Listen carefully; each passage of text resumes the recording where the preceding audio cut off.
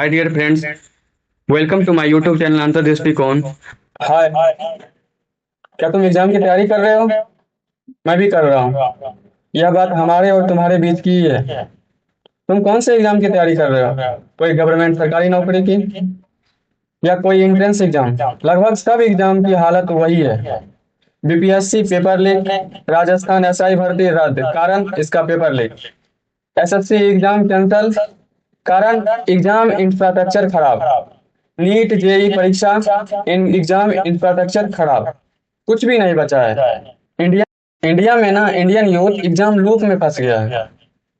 वही साल भर तैयारी करो, एग्जाम आए तो एग्जाम का फॉर्म भरो, एग्जाम दो और बाद में पता चले पेपर लीक, पेपर कैंसल, या तुम खराब इंफ्रास्ट्रक्चर के कारण एग्जाम दे ही नहीं पाओ। और फिर घूम फिर के वहीं आ जाओ जहाँ पहले थे, जीरो। फिर जीरो से स्टार्ट करो, पूरा साल भर करो, एग्जाम का फॉर्म भरो, एग्जाम दो, फिर पेपर लीक। यही चक्र बार बार दोहराता रहता है। सरकारी नौकरी में सीट की संख्या देश में एग्जाम अभ्यर्थी की बड़ी संख्या के मुकाबले एक चौथाई भी नहीं है।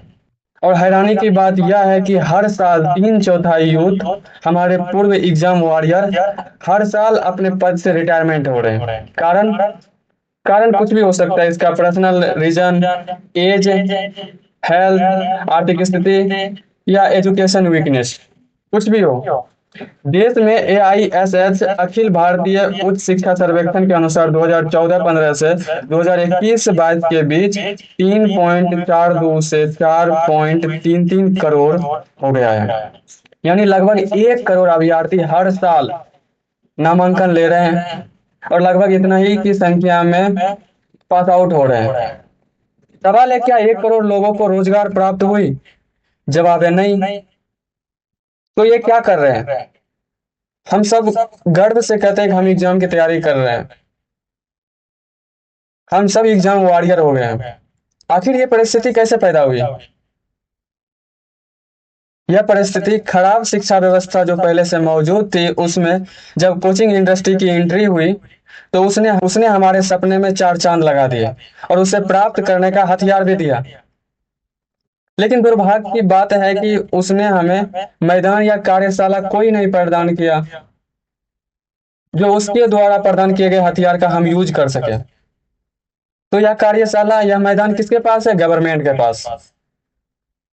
गवर्नमेंट क्या कर रही है? वही हमारे पूज्य प्रतिनिधि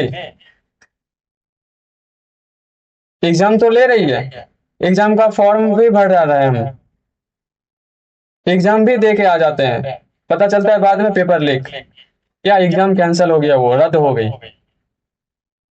इस पूरी स्टोरी में ना गवर्नमेंट को 18% जीएसटी बिना किसी काम के मिल रहा है, क्योंकि ना उसे स्कूल कोचिंग को मैनेज करनी पड़ रही है, ना उसकी देखभाल, ना बच्चों की पढ़ाई की चिंता किस तरह से होगी, कैसे क्या व्यवस्था करनी होगी, कुछ नहीं। ना उन्हें मानने वाले माई बाप की चिंता है। इसमें कोचिंग इंडस्ट्री भी खूब फली फूली। परिणाम आज के वर्तमान में साक्षात दर्शन हो रहे हैं। लाखों की संख्या में भारत में बेरोजगार भरे हुए हैं। ये कौन से बेरोजगार हैं? शिक्षित बेरोजगार हैं। हम देख ही रहे हैं। सवाल है, इन लोगों, इन अभ्यर्थी एग्जाम वॉरियर का क्या होगा? वैसे जवाब आपको खुद ढूंढनी होगी, और पता चले तो हमें कमेंट बॉक्स में बताएं। कल हम एक शेर से इस जवाब को ढूंढने की तलाश करेंगे।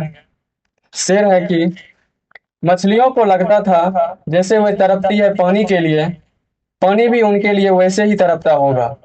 लेकिन जब खींचा जाता है जाल, तो पानी जाल के छेदों से निकल भागता है। पानी मछलियों का देश है और मछलियां अपने देश के बारे में कुछ नहीं जानती। जिस एग्जाम सिस्टम में हम दे रहे हैं, जिस एग्जाम व्यवस्था को हम कर रहे हैं, उसके बारे में हम कुछ नहीं जानते। यदि यह चर्चा पसंद आई हो तो लाइक करें, शेयर करें और हमारे चैनल अंतर्दृष्टिकोण को सब्सक्राइब करें। धन्यवाद। मिलते हैं अगले किसी और विषय के साथ।